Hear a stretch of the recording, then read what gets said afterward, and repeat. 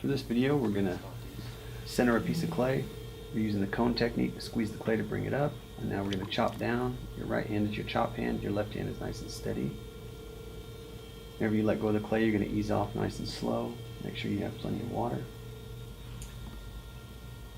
And we're going to open, applying pressure from the inside, not right on the center. Nice and steady. The floor should be about 1/4 of an inch. After you've entered, we're going to open and you're going to pull the clay slowly toward yourself so that the bottom on the inside is about the size of your sponge. So we're going to compress the bottom of the pot.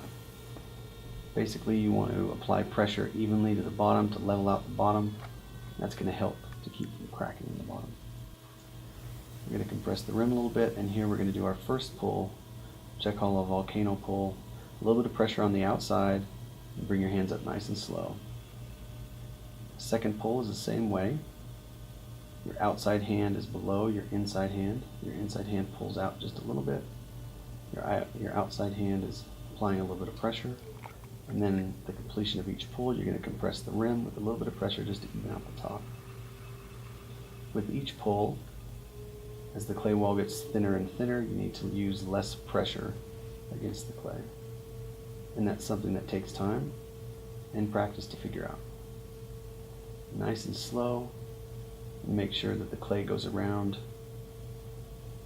all the way around, before you bring your hands up so as to even the wall out instead of just stretch the clay. Compress the rim a little bit and pull again. We start our pull by pushing in down low. Then our inside finger pushes out to make the bulge. And then your hands have to come up toward the rim at the same time, keeping your fingers the same distance apart. As you get to the rim, your inside finger should come off first. Your outside finger is going to finish. And you're going to ease off the pressure as you get to the top. Make sure as you pull that you don't leave a whole lot of water standing in the bottom of the pot.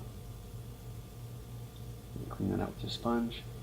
Now we're going to use our metal rib and get the slip off the outside. I usually start from the top and go down. Any slip left over will make it hard for you to remove the pot from the wheel. Also will slow the drying of your pot or your cylinder, whichever it is that you make it. Now you use the wood knife with the tip down toward the wheel head and the blade toward the clay to cut off any excess clay down at the bottom so that you have a good clean cylinder.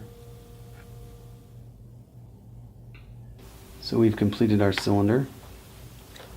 Now you'll keep your wheel spinning as you get a chamois if you happen to have one. If not, a wet paper towel will do. Compress the rim. It'll make it nice and even, consistent. You can see we got a little slip left over there, so we're going to use our metal rib to get that off. And it looks like our cylinder is completed. Upon completion, you'll grab your wire tool. Make sure that your wheel is spinning slightly. And you want to make sure that you press that wire tool all the way down to the wheel head. Slide it under one time, and you've got it detached from the wheel. At this point, we're going to take our cylinder off the wheel. And this can be tricky. We have to make sure that we get all the slip off the outside with our metal rib, and then we want to clean our hands and dry them the best that we can. Remember, water is your lubricant when you're working with clay. We don't want our hands to slip now, so we want them dry, free of water. A wet clay, you're going to grab slightly off the bottom, lift and twist, and take your cylinder off the wheel. Set it down on a bat. Now for this demonstration, we've put it on top of our wire tool so that we can cut it in half and we can look at a cross section of our cylinder. So we're going to cut this in half real quick. Open it up.